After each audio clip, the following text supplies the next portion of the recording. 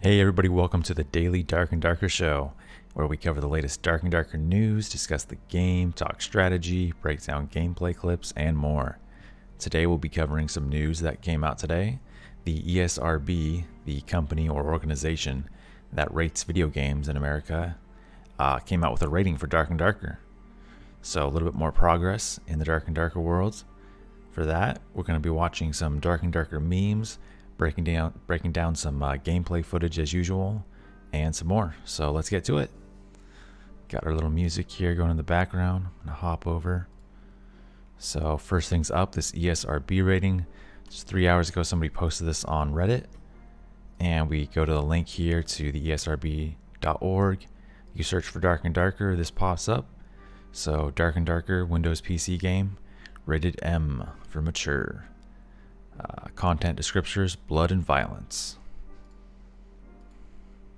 Pop it open. Rating summary. This is a first-person adventure game in which players assume the role of a medieval character, exploring dungeons and competing to obtain treasure/rewards. Along the way, players battle human characters and enemy creatures, goblins, skeletons, giant insects. In frenetic combat, players use swords, hammers, axes, and crossbows to kill enemies. Battles are highlighted by impact sounds, blood splatter effects, and cries of pain. In one level, several rooms and hallways are covered in skeletal remains and copious amounts of blood. Interesting. I wonder who wrote that. Was that Iron Mace writing that and submitting that? Or is that just some random person here at this company who did the rating themselves? It's kind of an interesting description, summary there compared to if you actually play the game. Not that it's wrong, it's just kind of an interesting way of phrasing stuff.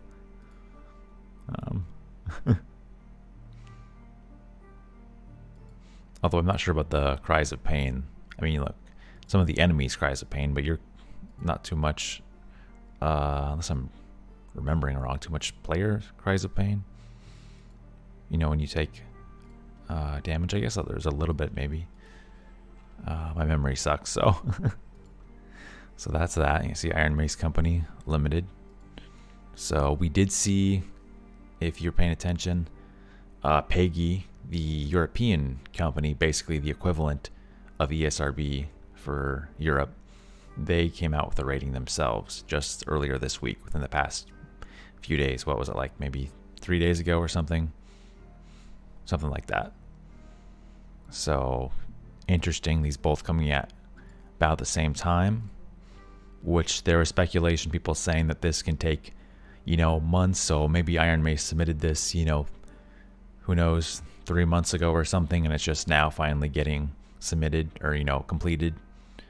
We don't know when this whole process was started. So while it's exciting, it is not itself inherently a an identifier as far as when the game releases. But it does help,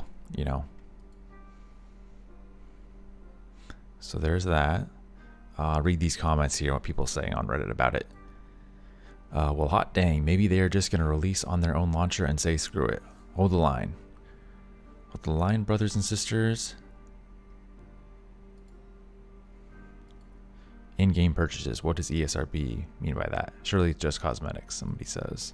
Yeah, we certainly hope so, and that's what the indication as far as we've gotten from Iron Mace. They're very much against pay-to-win tactics and stuff, so that's kind of like why they left Nexon.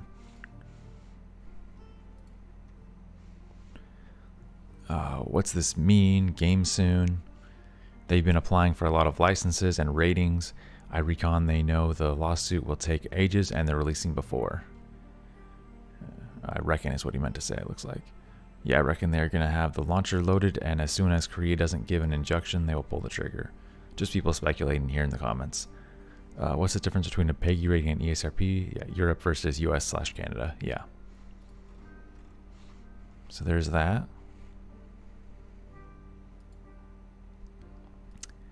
And then we got some here. Here's some couple memes that I made. This one I've actually on my channel potentially seen it, but it was like really early when my channel was just created, so nobody really saw it.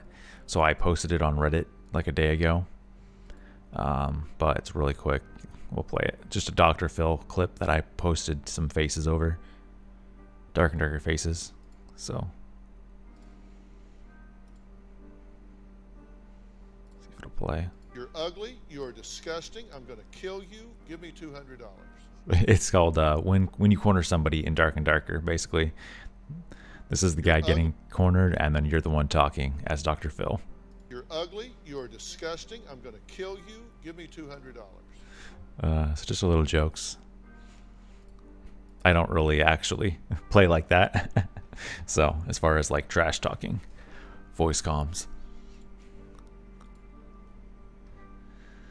And then I made another one just today, and I posted this also on Reddit. You may have seen it. Your average barbarian player.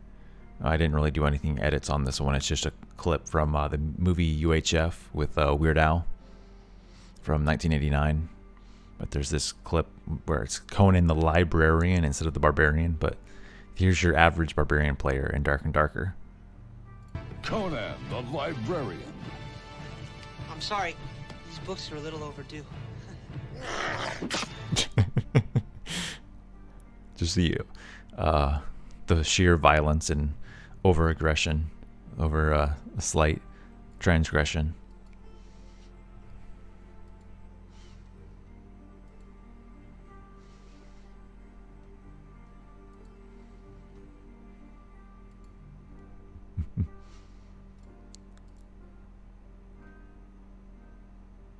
Conan the Oh, Librarian. that's replaying.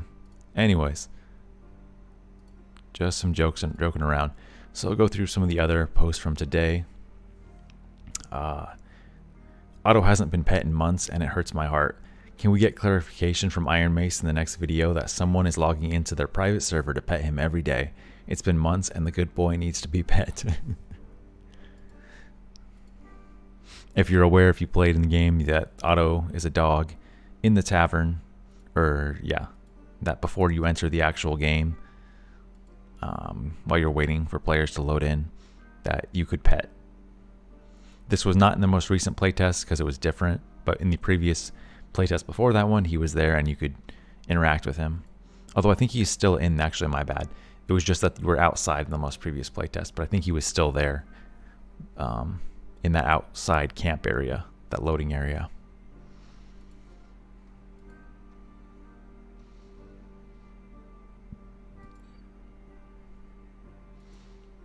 Counterpoint, he also hasn't been swung on for months, and that makes me happy. Yeah, because there's kind of like, there's two people in the world. There's those that pet Otto, and there's those that attack Otto. Actually, I think I might, if somebody hasn't already done that, I might actually make that into like a meme or something and post that. It's kind of a funny. This guy, I got jumped by the entire lobby for swinging on Otto once. Funniest lobby reaction ever. You got what you freaking deserved. Freaking psycho, you deserve worse. I'm sure the testers pet Otto. No doubt in my mind that the devs and family/friends are staying up all night when the real Otto in the LAN center just gaming and petting him.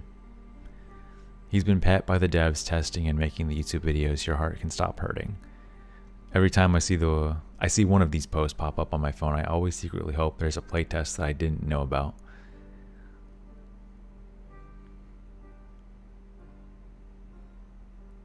This guy, I make sure to hit Otto with my fist extra hard to make up for all the love y'all dudes give him. Yeah, I play Ranger. What gave that away? Jeez. Barb Fear makes Otto unpettable. I was not aware of that. That's interesting. Such a weird thing considering it's, you know, pre-game.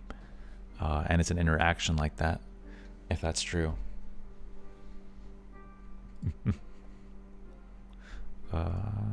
1 second here.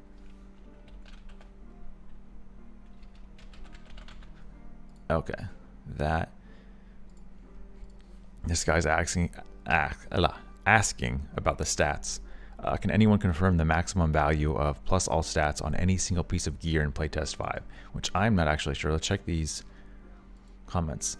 Had a legendary ring of strength with +3 all among the other 3 rolls, of course, from Lich King. From a Lich kill. That's insane, dude. +3 all attributes on top of what it says also yet other stats on it.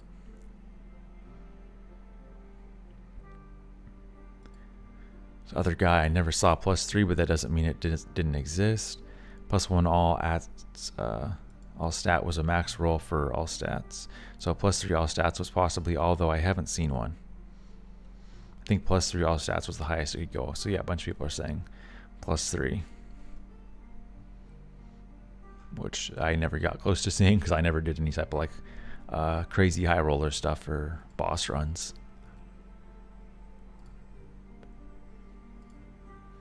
I don't know what this one is. There's a community contest of some sort. If I could speak.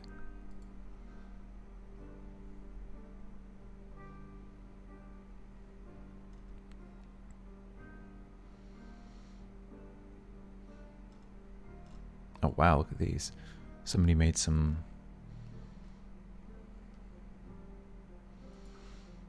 making like little miniature figurines of the dungeon and players. That's cool.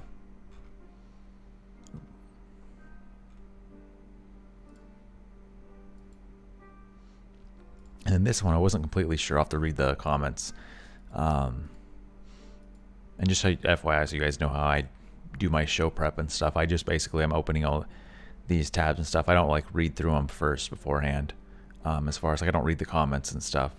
Like I'll notice, you know, usually like the headlines and stuff, but I'm not like, so I'm halfway aware of what's I'm covering, but not completely. I haven't like totally sought it out. So I'm more of like kind of on the fly reacting to it, you know, properly. But this guy's talking about the utility effectiveness stat in the game, which is like, as far as I'm aware, we're not really certain how that will react or work. Like it's not actually implemented in the game, I don't believe. But I don't know. Could be wrong on that. But he's making comparisons as far as the most recent video they just came out with versus previous videos. Which we know they took out the weight limit. Over here, the actual utility effectiveness, I don't know why he's calling it that because it looks identical, so I don't know why he's comparing. The things that are different is we see these slots here. We don't know what those are going to be. Interesting. It's almost like it's another backpack slot. Oh, okay. Like if you look at this to that, let me zoom in, sorry. You see this to that, it's almost like that would give you, you could pick up, purchase whatever, maybe more bag space here. Like another backpack that you put in this slot, which unlocks more, you know, of these little squares in here. I never noticed that before.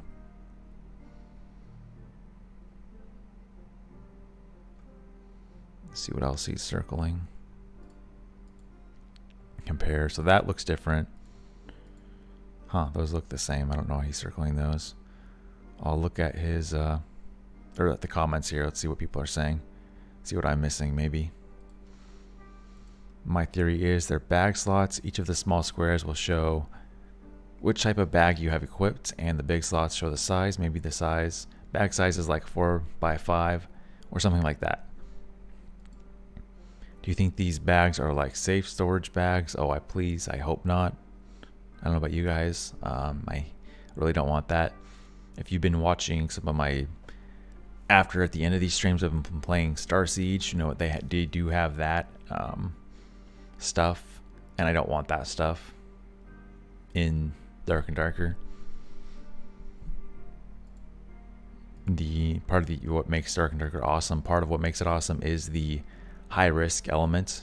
I don't want that safety features personally.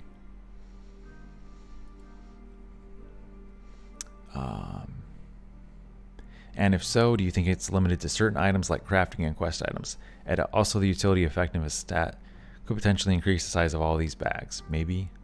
Highly doubt safe storage is a thing. I'd assume just more storage. Yeah, same here. But I also hope they don't have those extra storage behind a paywall. That would suck. You know, it's not. It's like pay to win, but it's not pay to win. Something like that. I really hope it's not behind like an actual money paywall. Is what I mean by that, cash money.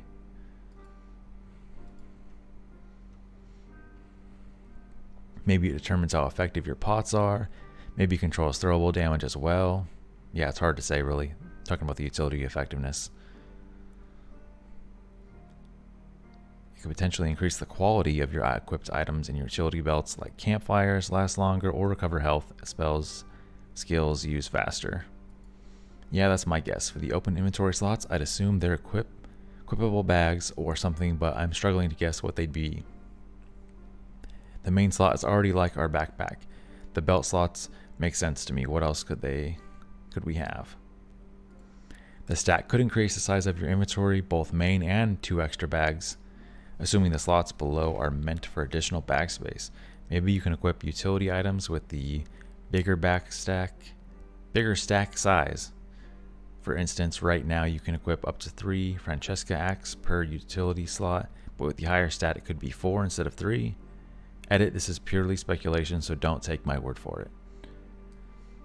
To me, it looks like slots for bags of holding just to give you more storage space. Yeah, so we have no idea. And to be honest, I'm a little bit worried about that. I never thought about all that. I'd rather they just keep it how it is. It's perfect. I really don't want like some players to have extra bag space than others. You know, even if it's not, real money. I think it's enough. Maxed out high roller level 20 sweaty boys already have enough of an advantage with all their gear. We don't need them to be also having extra bag space to then, escape with even more legendary items and stuff. That kind of like defeats the purpose. It's like they're just even stacking even more gear. It just creates an even more of a have and have not situation. An equal balance of the 1% whatnot, the rich getting richer, whatnot in game.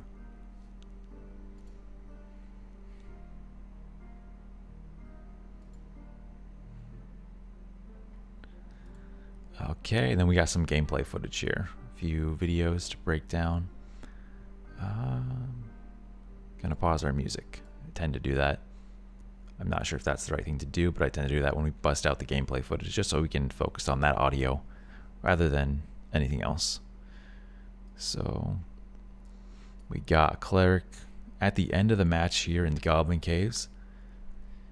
Quite a few deaths, 2, 4, 6, 8 deaths so far. 2 portals to go. He is buffed up like crazy. He's about to pop through a door and probably come into some combat right now. His judgment, he has 2 seconds and he'll be able to use it again in 2 seconds.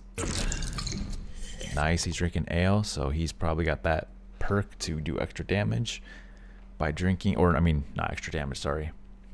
The perk lets you not get drunk when you drink it. The ale is what gives you the extra damage. So he's gonna go melee mode, presumably. Start smack. Yep, got a quarterstaff. He's trying to just sweep it out of the way. Dodge these arrows. Oh my god, that hurts so much. What the fuck? Wait. Spider's blocking them pretty well. Let's talk.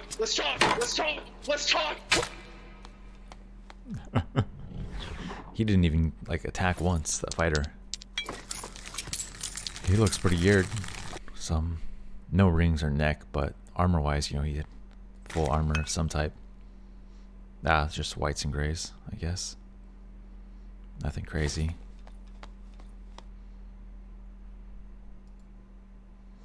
This guy's got the red scaly skin on. Look at his stats. 34 will. So yeah, he's probably decked out here with some good gear. Neck, rings. I don't remember the starting stat of will for clerics, but will's the most important one as far as spell damage, I believe correctly. That's the one that affects your spell damage as like a cleric and wizard and whatnot.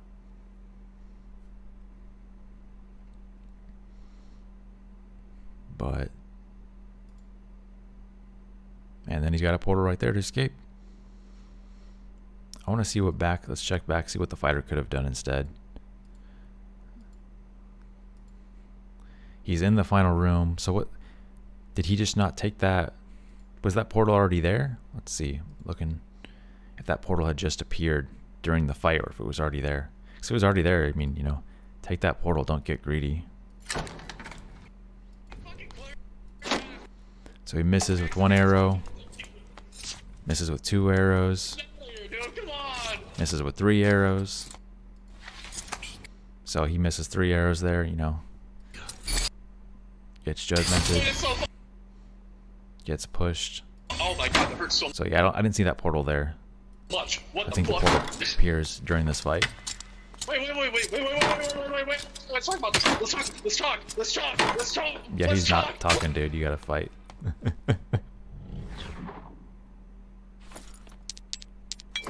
And then that's the portal. Okay, that pops. So, yeah.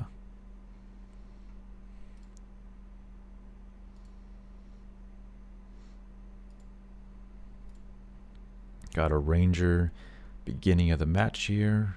Goblin caves. But already 3 deaths. Only like a minute. 'Cause what does it start with at 10 minutes? Is it a 10-minute round? 10 and a half, 11 minutes, I'm guessing.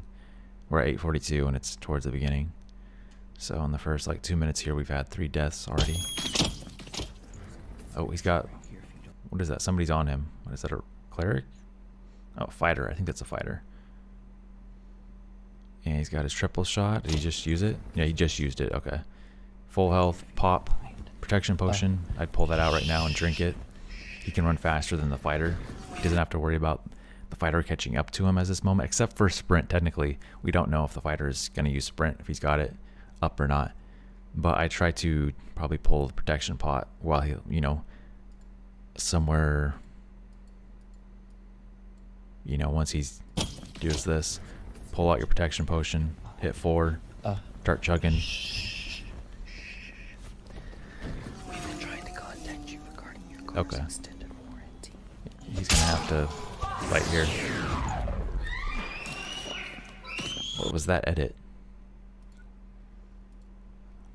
Okay, so he jumps, and then just completely jumps right there as far as the video. So that's not me. I'm gonna mute this weird audio he's got going on. Okay. Now he's got his triple shot up. Nice. He's gonna blast this fighter. Or try to. Switches over to melee.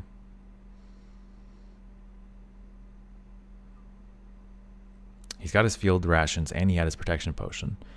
I think he should have been going for those. Once he got hurt, go for the field rations. And I mean, he got the kill, you know, he won.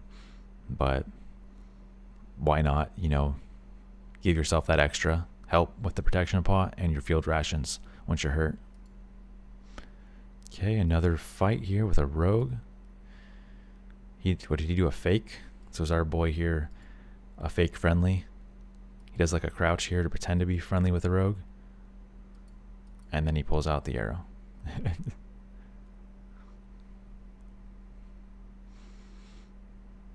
Ooh, getting pushed. This rogue just looks like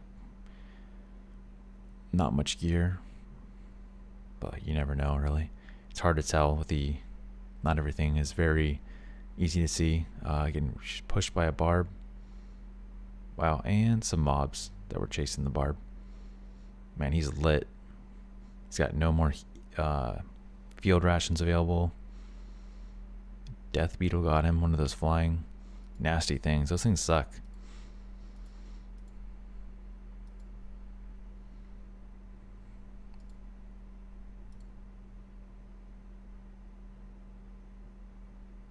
He also has a bandage he never used.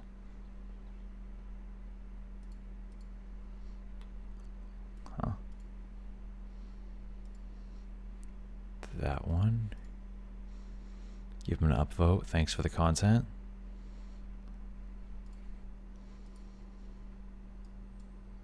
Okay, a 3-man. Ranger's already dead, which it seems like it's our guy, whoever's recording this. And then he's just spectating his buddies here who are pretty wounded. Fighter's down to like 25% health. Barb has like 50% health. Still 7.5 minutes to go. So they could definitely, they've got time, they can revive him if they got his soul. But the fighter also has already used his second win, his heal. And yet he's still at 25% health. So they must have just did, yeah, let's check the kill feed. Yep, Goober's got 2 kills. And, oh, he killed his teammate? What the hell? He got a collateral on his teammate. I'm like, where's the death on our boy? He got domed in the head by his ranger, or his fighter buddy, with a long sword. Just swing that around. Oh. This is it. This is it. I think that's the clip. It's not me. Yeah, it's just the first few seconds are frozen. Got a cleric, and oh man, feels bad for that fighter. Going in. That timing.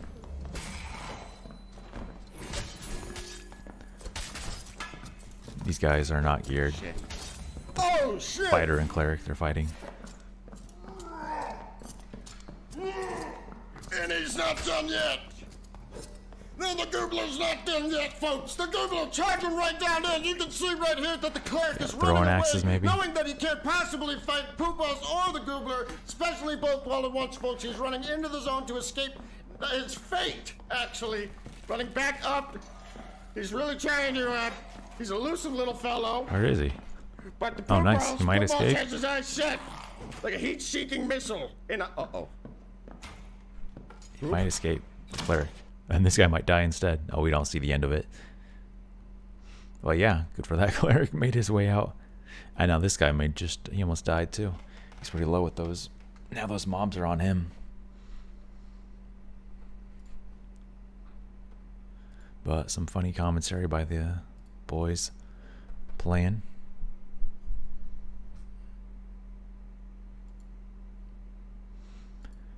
And let's check this one out. This one's does not appear to be a gameplay. Some meme, maybe some joke video. Blacksmith logo. Okay, he's pretending that it's a launcher, the image.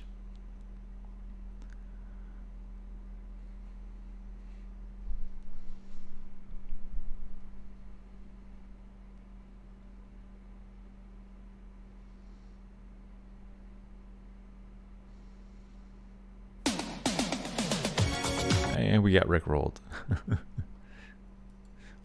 I mean, we knew it wasn't going to actually be real, but yeah, he's just joking around as if, because there's, you know, everyone's speculating on that new image by Blacksmith, or by Iron Mace, the Blacksmith image they released in their press kit, that it's actually going to be a launcher, which we're all hoping for. It's really just speculation. Fingers crossed, you know.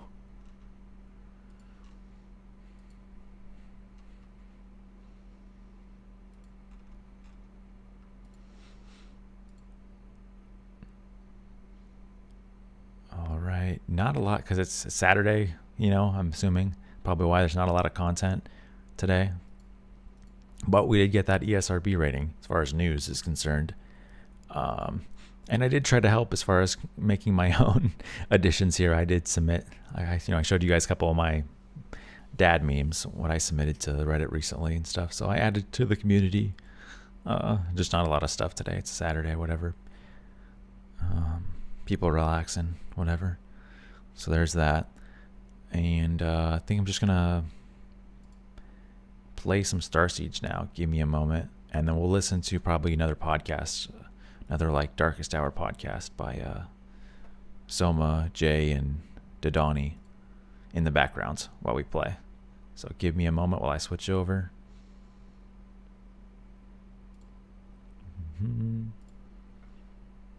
Get that launched.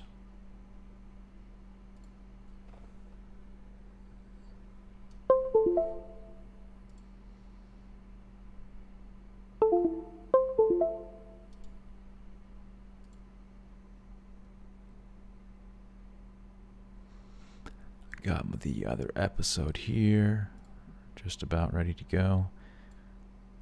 Just gotta tweak the audio a little bit. And Star Siege is loading up. Which, if you haven't played it, it's free on Steam.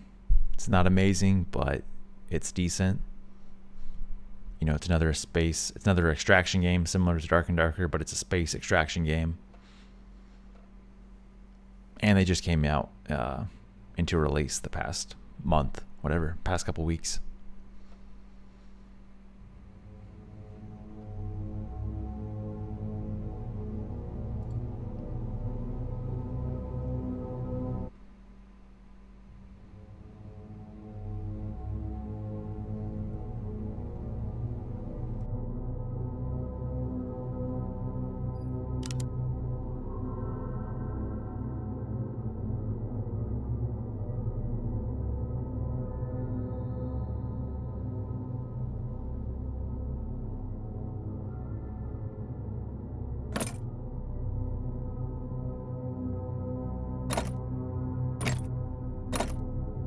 as you can see, I've got quite a bit of gear here. I'm not even that high of a level. I'm only level 10. They just did like a wipe at, like on like the first or whatever.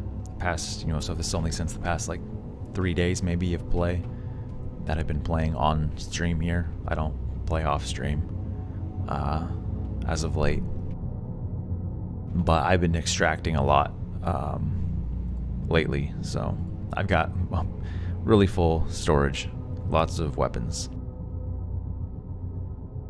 and I'm not bragging. I'm just, you know, giving you guys some commentary here. I'm just a little surprised at it, how much I've been able to extract and get out.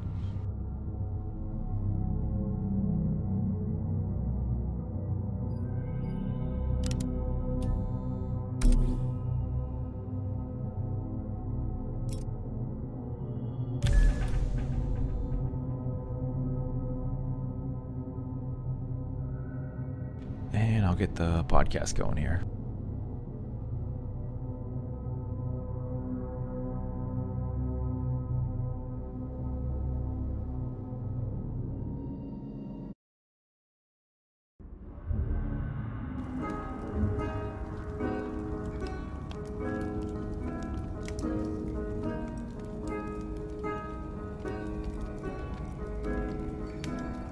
What is up, ladies and gents? Welcome back to the Darkest Hour. This is episode 24.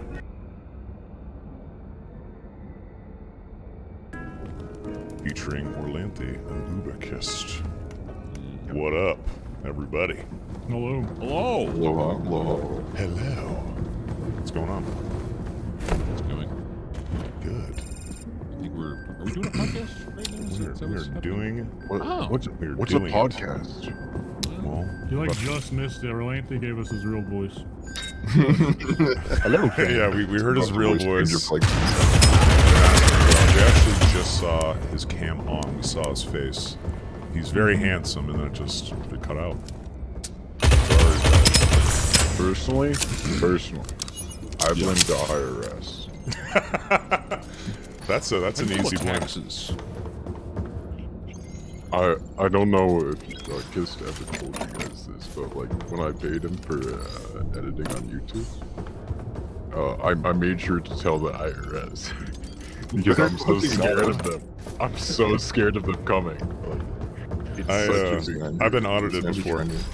I've been audited God. once, and it was extremely stressful. And I don't want to go through that. I don't want to go through that. It was really bad. You're scaring me. This isn't supposed to be real. I don't have to pay taxes. This is supposed to be an easy thing. It literally, I just figured it out after a year and a half. Like, I had a dude I had to hire to help me out. It was like a year and a half process. It just ended like 7 months ago too.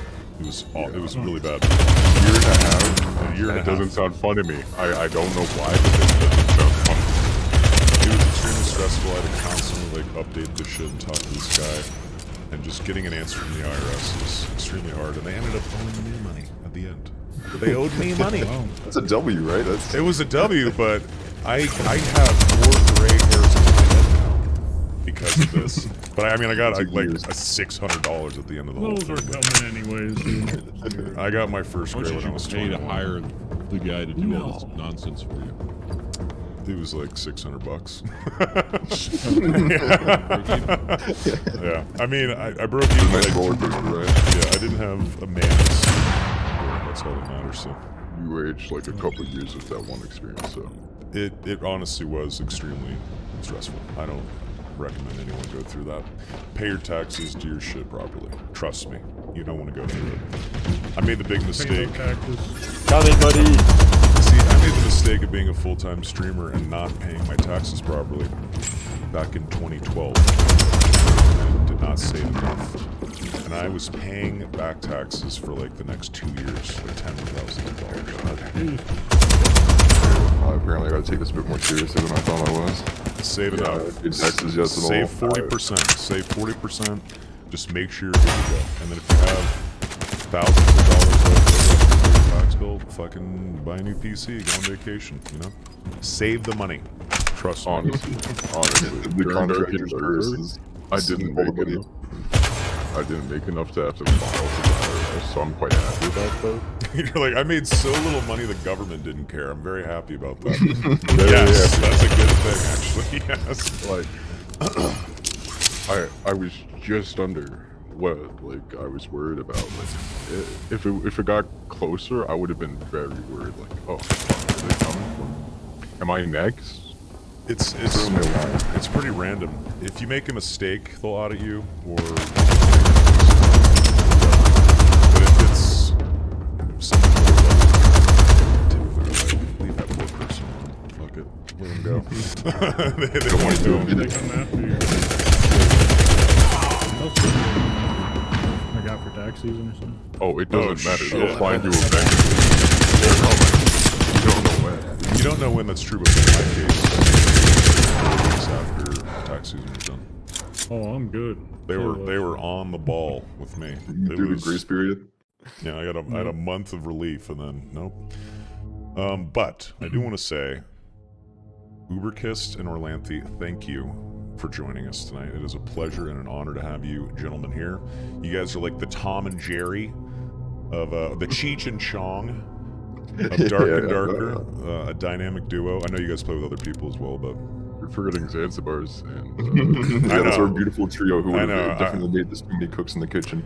I know. I was gonna say, I know you guys have your I know you have your full squad. You play with a couple people, but a lot of people they see Orlanthe coming down the hallway with Cinder and Uberkist sprinting behind him, and that's what a lot of people know of. But yes, I know you guys have a couple of other killers you play with. But thank you guys for joining us tonight. Thank you for having us. Yeah, I appreciate the opportunity to come on. You know, I watch these things every couple of weeks when I got the opportunity, and it's always fun seeing you guys chat with the other creators about how they've come to be and what they think about the game. Awesome. Honestly, I'm gonna be completely honest. I haven't even watched a single one because I don't watch Dark and Darker content. I'm not trying to get withdrawals again. I just got over them. Like, it's probably overwhelming. That itch. You don't want to burn out at any point, so I can understand that.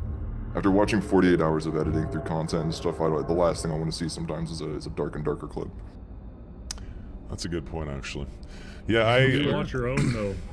I don't watch my own. I'm too. Orlanthe never watches ours, which always breaks my heart because I put so much work into them. But I'll go back and watch them. I watch them in like the background on like 0.25 speed for like a solid week, and then I don't watch them ever again. Just scamming. What's wrong with you, dude? Just leave the view time up, like the crazy view time. Interesting. You're disgusting. Wow. Someone had to say it. That is hilarious. We're off to a great start with this episode. We've already called you guys crazy and mentally ill and looked at DaD players in, 3 words. I mean, you're talking about a group of guys who come together to play a game that is, as of right now, legal hell. And no release window in sight. And we are doing a weekly podcast about said game. So, it's mental illness runs the channel. Everyone you see here is a poster. It's just different printouts. Get some help. Yeah. Go outside. Touch grass. Stop it. Guys, did you become content creators because of Dark and Darker? Or were you already creating content and making YouTube videos and streaming, or was Dark and Darker just the light shined down from the heavens? You're like, this is it. This is what I got to make content around, and you guys just went for it with DaD, or what's kind of your content creation history, if I may? I'll let Orlanthe explain his Twitch history prior to me going into how the YouTube got started. I think it's going to be way more interesting though.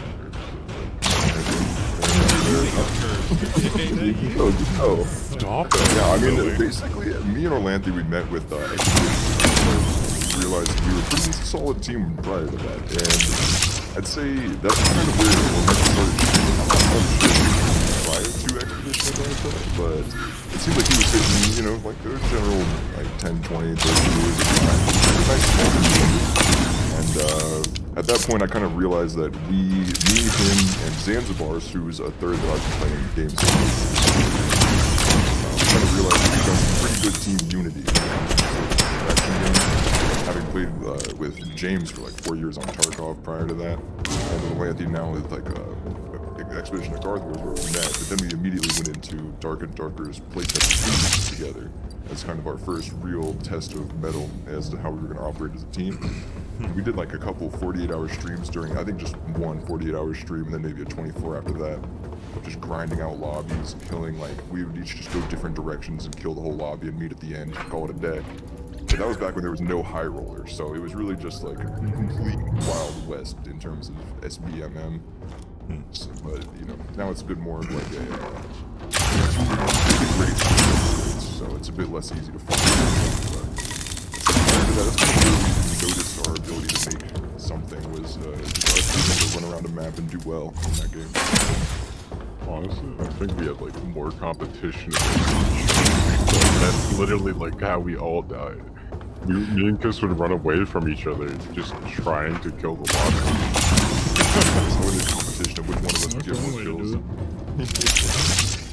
Nice. And then once 3 came by, we actually had to kind of buckle down with the high rollers. Now that everyone's like people who know how to play the game are fighting each other, it's the squad components start to come more into play, which is kind of what we've been shining through. Like Overwatch kind of taught us a lot of like how to operate as a team together prior to that, and we brought that sort of knowing when to utilize your abilities rather than having god-tier aim or whatever, which you can't even really have in Dark and Darker, and I'd say that's a big part of the appeal.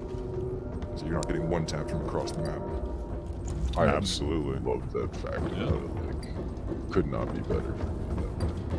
Are you good at shooters? You guys don't play Wizard. I'm okay at shooters. I don't like playing them though because they get repetitive to me. Yeah, what'd you say about Wizard, Jay? Oh, they're talking about never getting one tap. That's how I know they've never played Wizard. Oh, yeah. They actually play a good class. That's weird. Playing Rogue, I definitely got myself one tapped a few times. Oh, okay. Well, you one tap. That's fine. You know, I say that, but the patch where the barbarians, I forget the first patch where barbarians. Oh, the first I patch was where scared. Busted. Yeah, I got one tapped by several barbarians in full plate as a fighter. So, it doesn't feel good. No. Watching Narek wipe lobbies with his barbarian, that was a brutal playtest. You get 100 to 0 in full plate? So. One barbarian. Yeah. You get a head tap with like that special perk setup or something. I forget. The armor pen. Yeah. There was a they lot. use like their special strike and head tap. Dead. Yeah. So you guys would say that playing games together before playtest 2 and obviously playtest 3 dropped, like Overwatch kind of was your training camp, and going into Dark and Dark, you guys just gelled well already, and that's why you guys were able to garner so much power and skill so quickly. And I guess you guys just felt like the game was just a good fit for you guys. Did you just take to it instantaneously, or how was like the first initial? Did you get your ass kicked by the first skeleton you met? Like 75% of the players or whatever, or did you just instantly start killing it? So most of the time I like to play. I was just trying to figure out the attack patterns, like literally first rate while they were trying to clear them up. And I was just trying to figure out how to so the second one we did, I just started like killing them, and they were like, "We're Lanfy, what are you doing?" "Oh, I'm looting." "But where's continued like that eventually, and they like saw how I fought them, where they just were too smart and learned themselves. I don't think we died to a skeleton in like our first free raids. See, I forget that I have that like invincibility. I didn't die to a skeleton. I remember getting stuck in traps. It's like which I clearly remember that one. That one was fun to watch. And is it just? What did you say? Agartha coming from Agartha really is just like we knew we wanted a game just like Dark and Darker, and Agartha died so fast compared to. We were a little bit afraid that's what was going to happen with playtest 2, just having seen what the genre is not really open to this kind of thing, but maybe it was just the menu time coming from that other game. But it's really just having that prior experience. That makes sense. So how did you guys discover that? I mean, did you guys play a bunch of other classes, or when did you know that fighter and cleric were like your mains, and that you guys were just fucking monsters with those classes? Did you experiment a lot? Did you like barbarian at first, or maybe wizard or rogue? And like, what was the journey like finding your main, I suppose? So I kind of just picked fighter because I like being tanky in games. Like, I like having high HP and being able to do high damage. I don't care if my hit model's bigger. It's just fun. Like, I love absorbing hits and protecting my teammates when it kills. And Kist loves rogue. That's his baby. I kind of forced him to become a cleric. Well, it's a physical healing. It was so broken, busted on the second play test. It accounted for every single tick, and it gave you a whatever your bonus was on top of that tick for the healing potion. And that just let Rogue become a frontliner, just an absolute tank that's unkillable. And once that got a bit nerfed and weak point got taken from 100% to 50%, even frontline Rogue. So I usually play Phil. You know, before this one I played Mage a bit, just because I think we needed that ranged DPS. That's kind of a hole in our composition. And when you run Cleric, it's still a hole in our composition. Ranged is a big liability for us.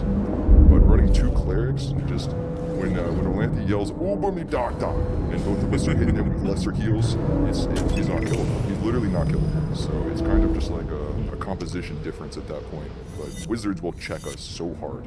To shout out to dying with Pulverizing Prayer to a Wizard. A lot of people also don't realize that you can block like direct hit spells with shields or the Pavis, and like the Pavis entirely covers you. I can just push wizards with my Pavis, and it gives them a scary like power. But the AOE still hits, which is kind of dumb. I think they should fix it, but that's a future problem. Can you block a full missile cast with a Pavis? I've never seen that before. You can, but the AoE does damage to you still. Okay. So like the direct hit works just like a normal shield. Did you know Pavis can block cave troll hits?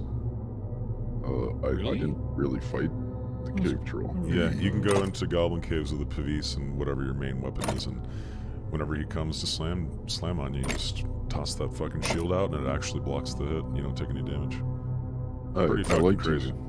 I like to think that every single Pavis change has been because of me. Like, you can stand on it to avoid the Ghost King's jump, from what I understand. That's another nice You can. Really? Yeah. That one. Whoa. It's for the noobs who can't do the jump. He says, stand here and don't die. Well, to be fair, the jump is poorly telegraphed. Let's be real. Yeah, and the ping difference. The ping difference can make or break you, which is why we don't like to do it.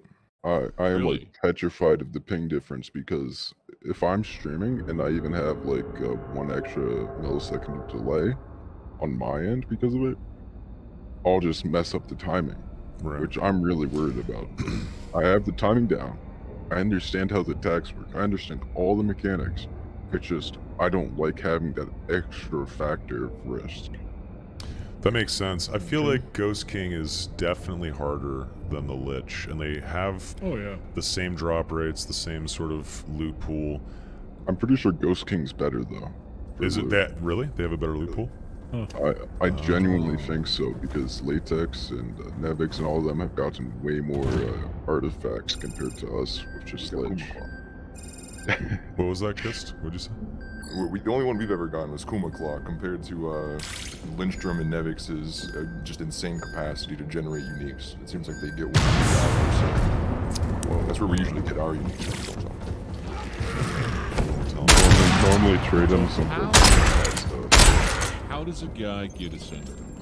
You guys seem to have some sort of innate ability to continue to get this polearm. So how the fuck does a guy get Ascender? I've just started my patch. How do I play? How do I get Ascender?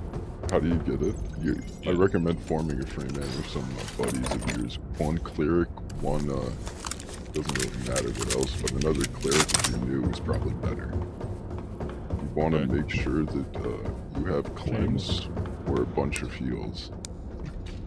Because and you just farm high roller bosses or regular bosses? High roller. High roller. So you want to play the regular bosses like first, just so you get good gear, and then you play roller. Like that was our plan for the start of last fight, was to go kill the bosses in normal, farm really good gear for like the first couple hours, then go high roller when we're level 20 and like full legendaries. And then we would just dominate every lobby, but that didn't go how it went because of this like warranting. Yeah. So do you? Yeah, it definitely was. I mean, I could barely play the first 3 days. I'm not gonna lie. So bad. I didn't really play like the first 2 days because of the stack where you could accidentally stack the perks by just switching your weapons, getting plugged. Oh, so for fighter, what? Like being without like plate armor, every time you equipped your weapon, it would add +5. So what? These degenerates decided to do that until they had like plus, and they would untap and I'm not gonna play with that bug. I'm not gonna try and expose that bug to people, and I'm just gonna sleep. That's a problem. I That's hope what they testing's for. That's what testing's for. No, I didn't even know that was a thing. That's fucking. It also worked with for the road, which was even worse because that gave +2 stats every time. You didn't see that, Soma? I didn't see it. You see people like 300 all.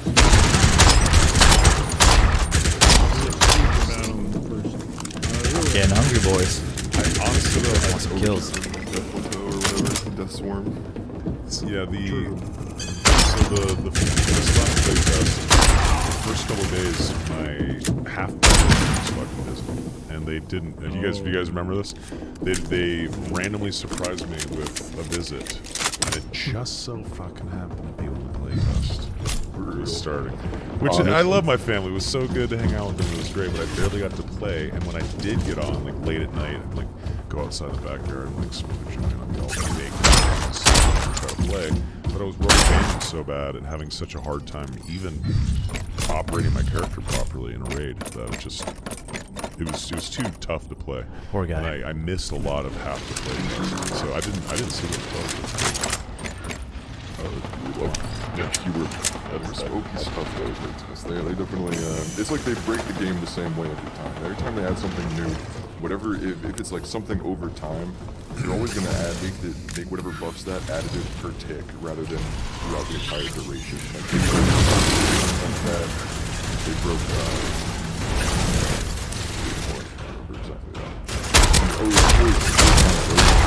that. Physical, some of them are like Rupture is still broken like that in terms of physical healing, but I'll tell people doesn't need any more nerfs. AO pattern. Maybe they do with double jump. Are you interested? Do you have any guns you're interested in? So dumb. You guys aren't a fan, no? No. It's fun for rogues. Not my. Like assault rifle or anything? I got a bunch of grays. Like just jump away from fights. Because in case you didn't know, the jumps give a slight speed boost. Depending on which angle you jump in, so they could always run away. The only way I was able to kill Mr. Fear over and over again was because I decided to go invisible. I would drink an invisibility pot, Matt, that was wait for him to chase. Yeah, we can hear you. And then I would just surprise them with like a headshot when they're trying to chase. Yeah, it does that to me all the time. You gotta outrogue the rogue. It's the only way.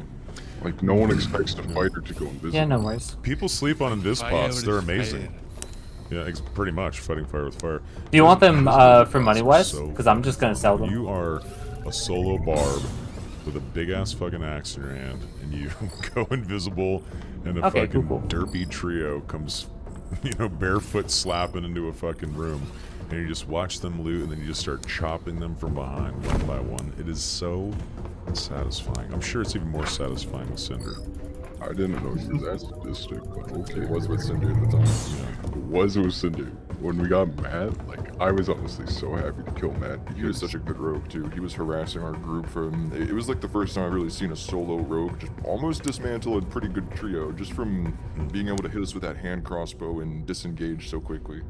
Like, we were really, like, just in fear of being like, we need to hug Rolanthe. We need to hug Rolanthe. Like, if one of us gets peeled, it's over. Yeah. Do you think a rogue with a really strong hand crossbow, the perfect perks and kit, with a skilled player with Viola, especially the rapier, do you think they would be just unstoppable potentially? So one of the scary thoughts that I really haven't wanted to think about is if the hand crossbow can be used with Viola. I have no idea, but if it can... It can. I'm sure it can. Wait, it can? Yeah. I thought they would never die. Yeah, Oh, that's the main no. thing. That would be unstoppable because frostbite, the effect, it slows you down and it slows down your attack. You're dead. You're dead. You're not running away. You get hit a couple times and then you're just getting shot in the head, and then they're gonna peel off you, and then just keep doing it. It's already too late if they hit you once, because that frostbite effect is just brutal. If they've teammates as well, you're already dead. Like, you won't be able to swing back. Yeah, there's a video of a guy, I can't remember his name, my apologies, but we played the video like a few episodes ago, but he takes on the cave troll with Viola. And when he hits the cave troll once, the cave troll is really slow, you can barely swing his club. And he just decimates him like he's some regular goblin. You know, it was insane. It was insane to watch. They're probably going to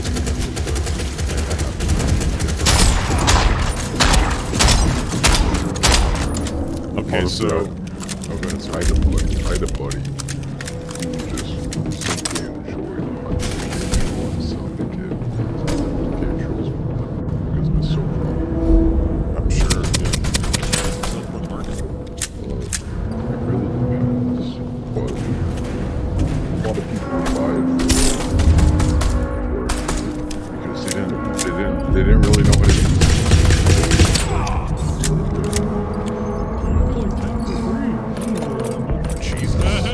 It really depends on the market. Good job, boys. Like passive regen is really good. If you're like in the storm and you're expecting to run into people on your way back in, it basically keeps you at full HP the entire time you're heading there, so you don't have to like pre-pot before you go into the fight. You're already full. Like, it's not going to give away your location by drinking it during the storm, which is so helpful. Interesting. So, I gotta ask, I know we've already asked about Cinder, but I just gotta ask, what does it feel like to hold that fucking thing? Swing it into someone, like, do you just feel like a goddamn digital god? Describe it slowly. Breathe on my neck. Yeah, breathe hard into the mic. I just think it's really fun to use. Like, it's kind of satisfying though, seeing like how the fire animation works, because they catch on fire if you hit them. I know, it's fucking amazing. It's a great feeling.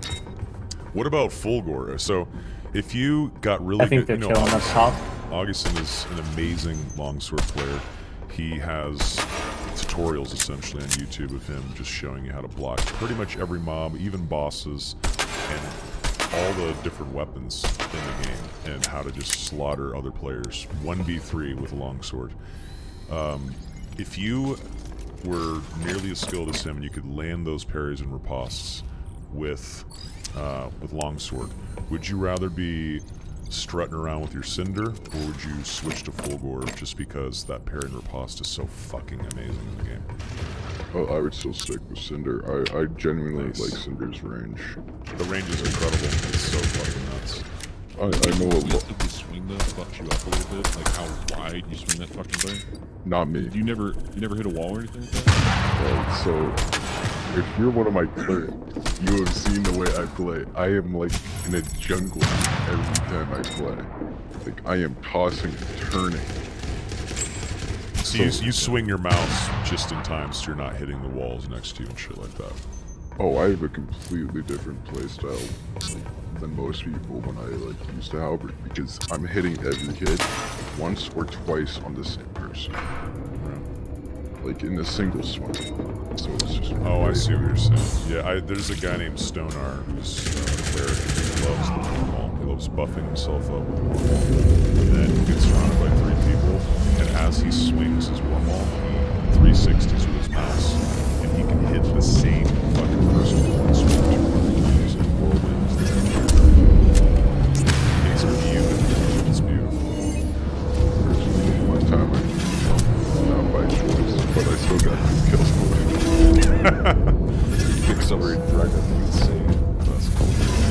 Kissed, what about Pulverizing Prayer? That looks very fucking satisfying. Did you guys see that? Damage reduction fighters. I was on top of it. How is it using that? Out and do you when think I opened it on top, the I had to back off and defense jump back in. reduction, the Sunder effect, essentially, do you think it has a good effect against bosses as well? Did it help a lot with like Lich or Ghostkin?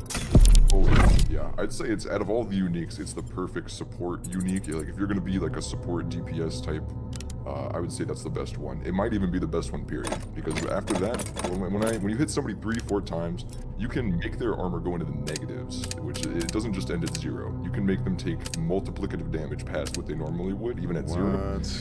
So I think when the biggest swing we ever got was when I knocked the dummy down a shitload, and Orlanthi knocked it in the head for like 250, 280 or something. So I think that's one hitting everybody in the game, basically. Like, there's not a soul that's going to survive that. But getting hit 3-4 times with the Pulverizing Prayer in the first place is already going to kill you. I think the highest damage we got with it was like 480, in all honesty. Yeah, I honestly forget the numbers, but the one we have on footage is like 3-ish, 300-ish. That's just fucking gross. That's too crazy, I think. That's almost too insane. Well, he has to land his hit. Yeah, exactly. Once you've already hit them this many times, they're already gonna die. And if you had any of the other uniques, they'd be dead on the first swing rather than the fourth. You know what I mean? So it's kind of a win more button rather than something that's actually super useful. But when you're fighting, like, I remember a guy in Ruby Silver who must have been that guy to everybody else, because he came charging at us without his team. He didn't give a shit.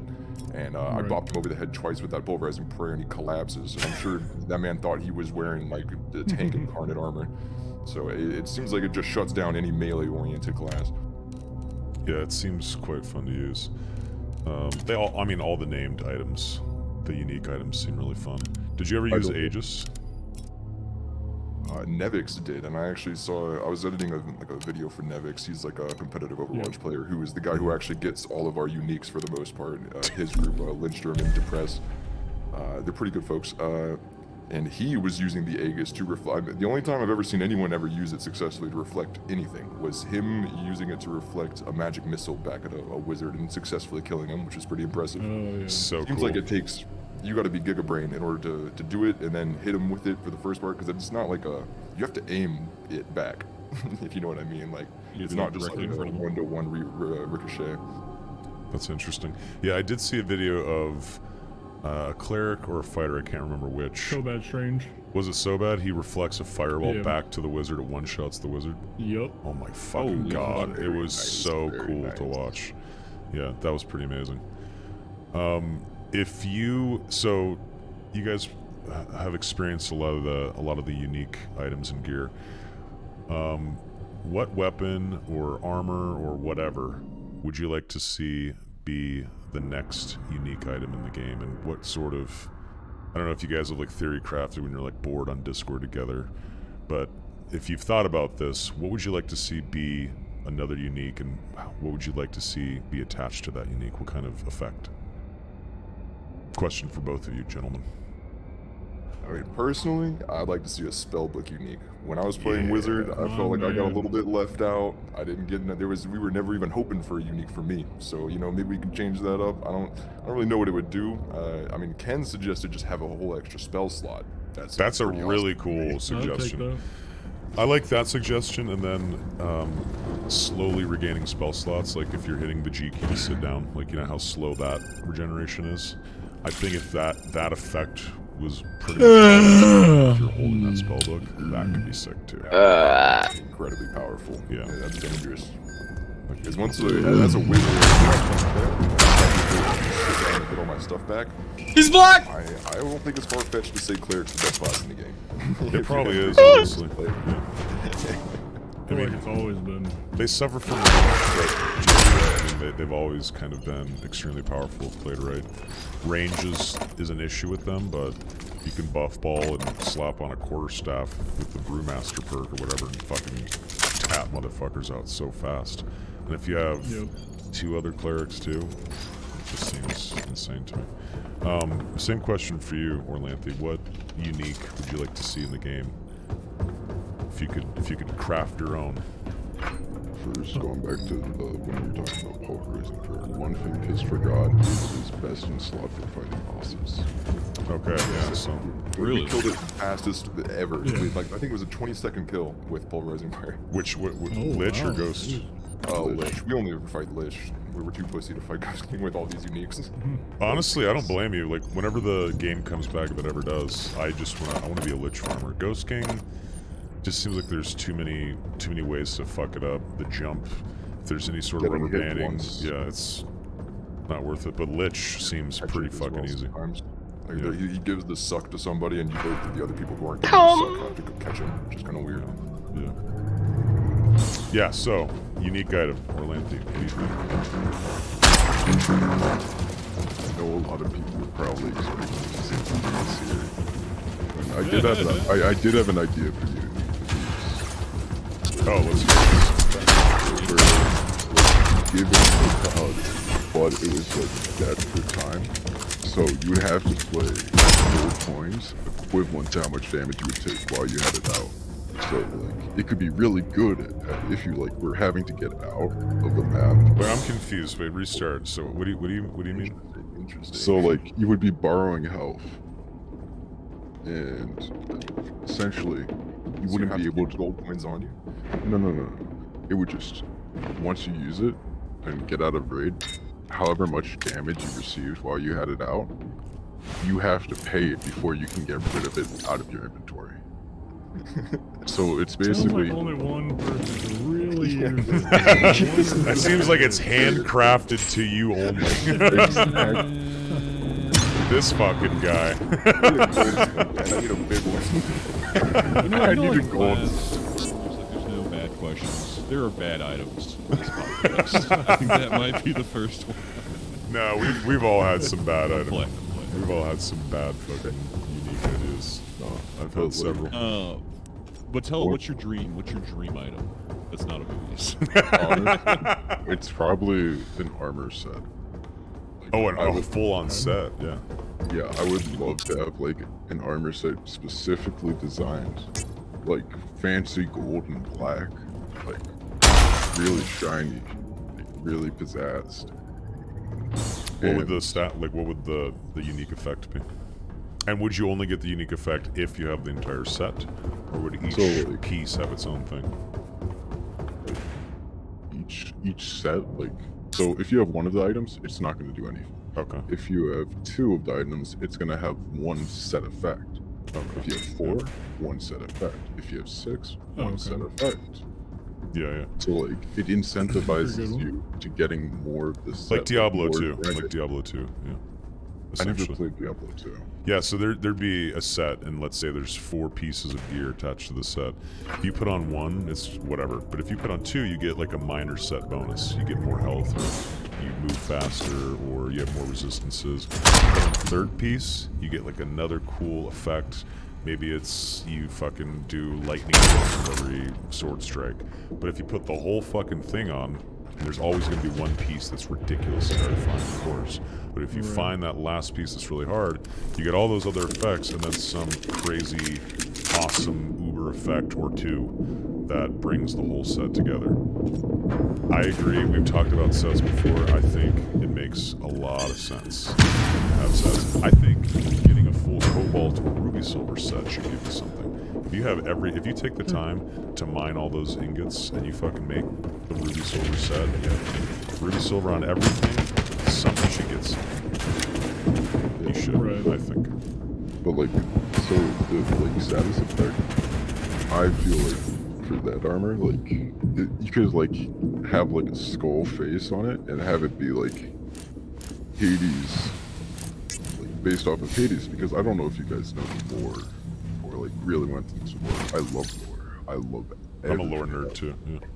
So, like, so you also notice how like the names of the artifacts were based off of Roman/Greek descent. Totally noticed. They did. Like Aegis, I believe it was by Hera. Let me see. It was meant to reflect like Medusa's head, I think is what it was in mythology, but with its own like slight twists and turns. where like. Okay. Yeah. Aegis was so this is part of Greek mythology actually. Yeah, Roman or Greek. And you're right. If you notice the spider pots, they looked like they were from Carthagena or Egypt or Greek. It's among those ancient civilizations.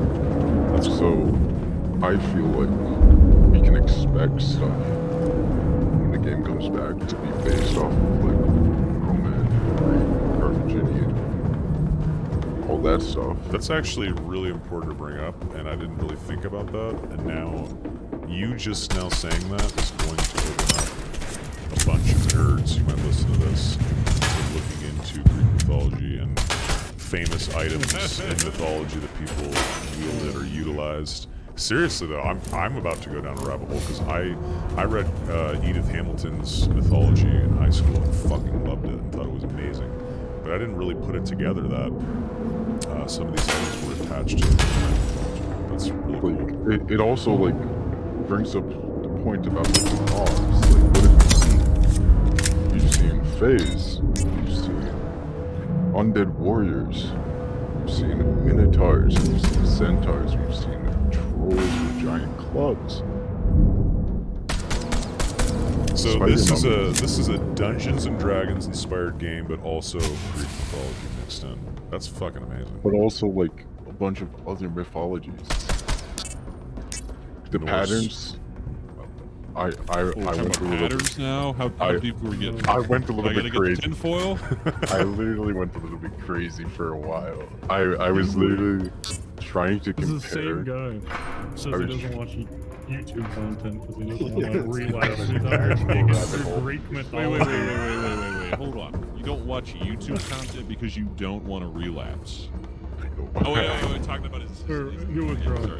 Yeah. I was like, what? There's a YouTube addiction?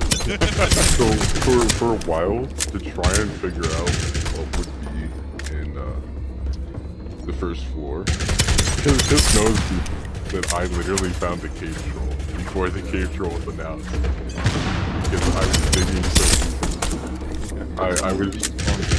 I was going through like what basis. Data No. Wait, how'd you find it? So what I would do is I would try and find similar stuff. Click on what's similar, who made it, what kind of stuff they made, try and find similar artists who made the same thing. You're talking about the assets on the Unreal Store? Yes. I would went find assets they made, and then you would find similar things made by similar.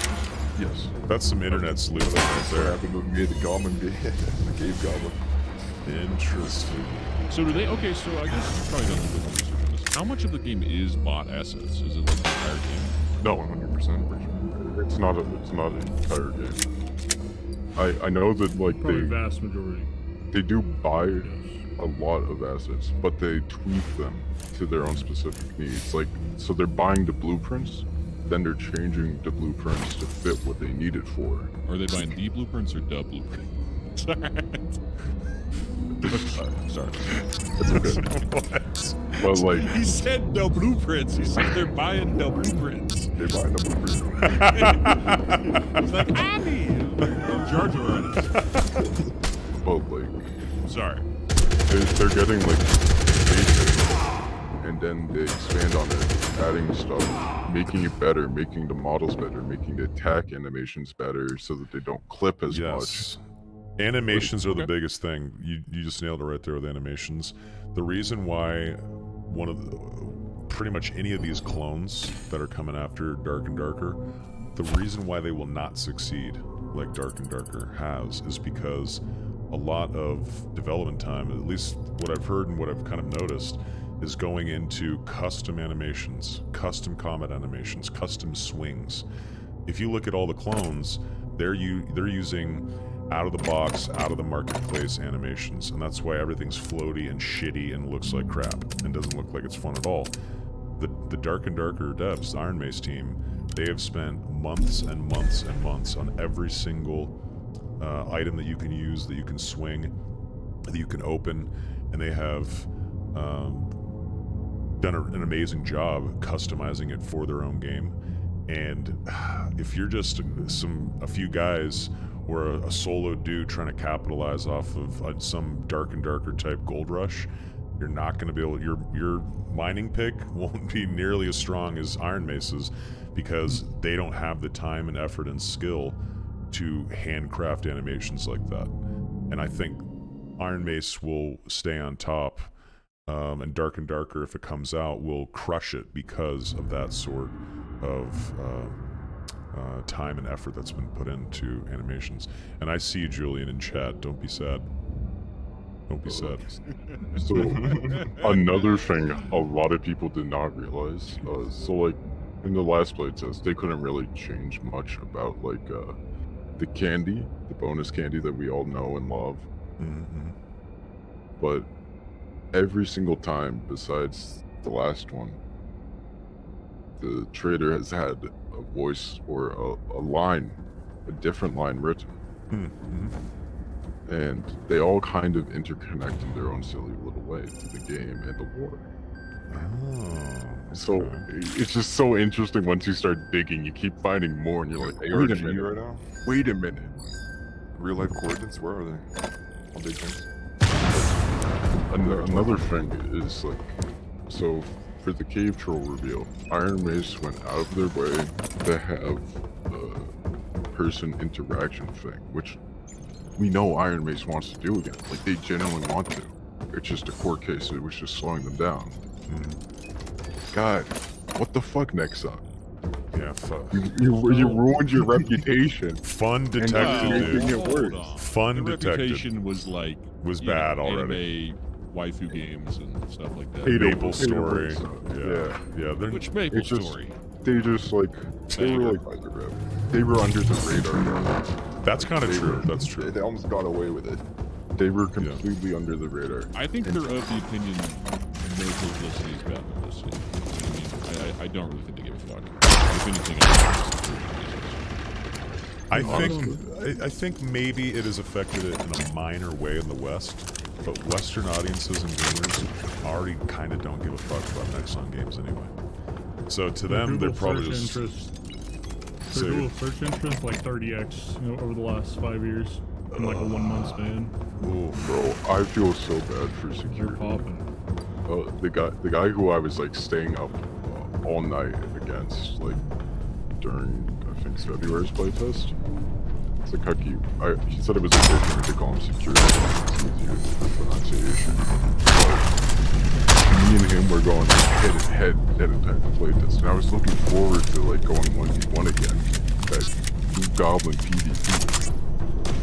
But because he's in Korea, he couldn't play. So I'm sure that like some of the best players who would have been on the leaderboard this time around were not able to because of regional issues. Sure, yeah. Because they didn't do the torrented one in... Yeah, they weren't allowed to. Yeah. You had like VPN if you're in Korea to play it at all. And then your ping would be shit. So speaking of wouldn't jump the Ghost King. You'd fuck that up. Yeah, exactly. Ghost Kings.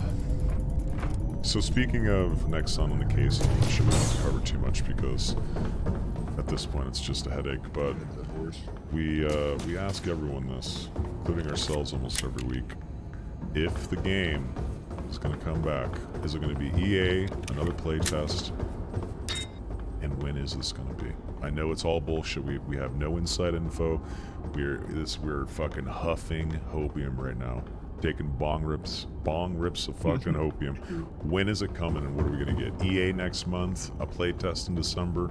What do you guys feel? Even if it's just bullshit, what do you guys think? Jay's leg tomorrow. Alright, Chris can go first on this one. I need to go to the veteran tinfoil hat here. See if it's got any traction. I mean, honestly, I hope we get another playtest because I want them to really get everything like Warlock related and just the they're gonna add on where they can jump on into early access and make some sort of I've seen enough of these games like a car where you have an early and not recover ever.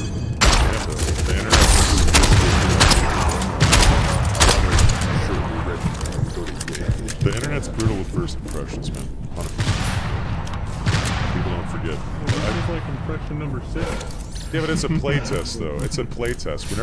Whenever you are taking money for the product, that's the impression people are gonna have. What am I actually paying for? And yeah, I mean, look at fucking the one game I've ever saw that I've seen that has recovered after botching it bad was No Man's Sky. Now fucking tons of people love that game.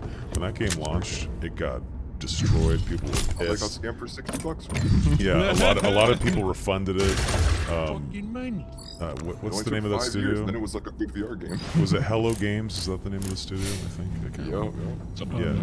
They somehow recovered, and that just doesn't happen in gaming. It doesn't. That was happen. impressive. Yeah, I was really. They got lucky. Totally on board with that studio after seeing that. Launches. Well, what was the game with what was your group called again? Kiss. Various. Oh, the Egregious 5 from Ethereal. Speaking of totally botched launches, that's an MMO that was being somewhat advertised by like Asmongold from his Game Fest, and it immediately just tanked into the dirt. And some 10 players. Overhead RuneScape like one? Yeah, the Overhead RuneScape one. Me and Ken, we were all in the guild, and we all got banned. Sure. What? QAing too hard. Like we found a way to safe spot NPCs like RuneScape. The devs did not appreciate that and banned all of us. Holy shit. Wow. That game was DOA and they're banning people for testing. That dude, my first reaction is, bro, I don't think y'all can afford to ban a 5th-year player base right now. Yeah, that's fucking dumb. That's dumb. Did you give a date, Kist? Yeah. I don't know. They saved them saying like when is the last actual piece of information? Like something about end of July or end of June, and I'm seeing like this might be coming and going. It's all down to vacation. I don't think it's at all until there's like a true resolution. You don't think we're gonna be playing? Yeah, I could see like September maybe. Wow. Okay. September. I'm getting nervous. It was supposed to happen by now. Okay, September. Right. Interesting. Okay. Orlanthe? Get your tinfoil hats on. Alright. So, my honest guess. Donnie, put it on. Donnie, put on the tinfoil hat. Put it on. Yeah, he was wearing it on his other podcast. Alright, let's hear it. I honestly think July 27th. Oh. There's a lot of reasons for it. So. Okay. It's it's divisible by 9, so it's still like, by the 9. What about the 7? So it's 27. It's just divided by 9. Yeah, but what about the 7 for the 27th? What's the 27th? Yeah. Of the 7th. 7th month. Okay, yeah. Sorry. Go ahead. Keep going. Sorry, my autism wasn't tingling as hard. The international and national holidays line up perfectly, like for a good release day. It would be good to give like the devs a little bit of time to make sure they're legal and clear after their first hearings. Like, so you think 2.5 weeks from now, really? Wow. I'm hoping so, but like, it's on National Korean War Veterans Armistice Day. Just like, because in case you guys didn't know, in Korea they are forcefully conscripted in their adulthood if they have citizenship. That's true. So like, just great day if you're in Korea to relax and play games. It's also National Scotch Day, which I'm sure Spud Hunter would be off the rails for. It is National Scotch Day, and you're telling me he can't drink and play the game with his... I feel like Iron Man's just thinking about Spud Hunter and their release calendar, like, fuck. It's also National Sleepyhead Day, which lines up perfectly with me. That is just silly. National Sleepyhead Day. It's you know, my birthday's the 29th of July, so if I could play Dark and Darker again during my birthday, that'd be a happy birthday boy. I'd feel birthday, man. It's birthday. You guys are literally Yo, let's bait it. Let's bait it. It's also Bagpipe Appreciation Day. Oh! So, like, I'm sure we can all get along with that. New bard instrument. I think you're calling it. Yeah, you're calling it. It's bound to be. It's bound to be. If it happens, Jagger in. If it happens,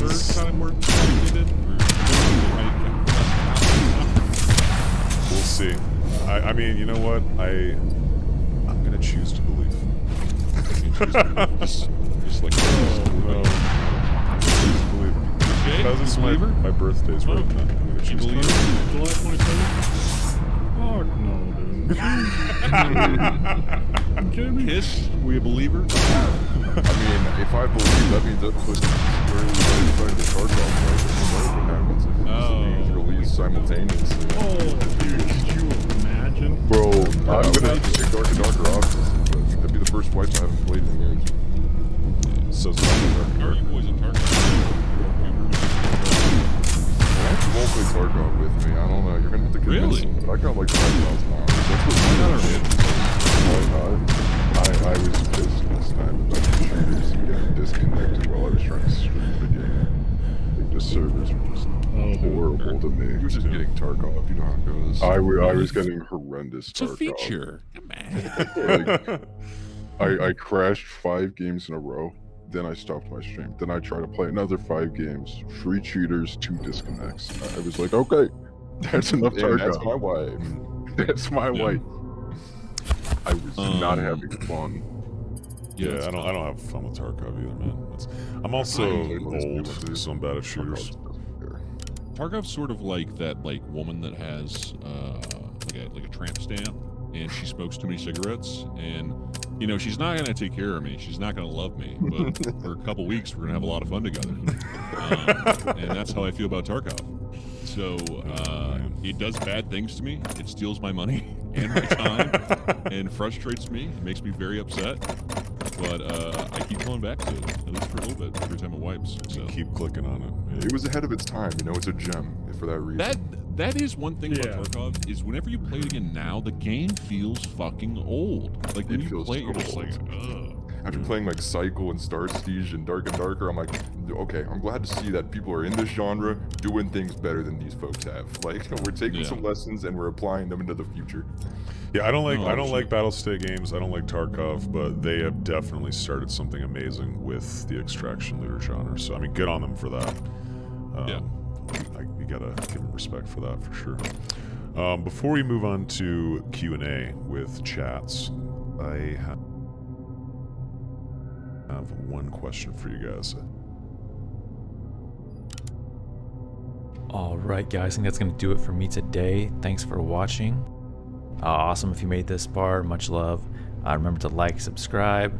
I'm going to keep bringing these daily streams for you guys with the latest news, breaking down gameplay footage, all that, dad memes, whatnot, as well as I'm going to try to post on my channel more Dark and Darker memes as well. We'll see on that. No guarantee, but I'm looking at that. I did post one today, the Barbarian one, but mostly focusing on the daily streams here, the longer form where we're covering the actual news. But hopefully also going to be doing some memes here. So thanks for watching, guys. See you tomorrow.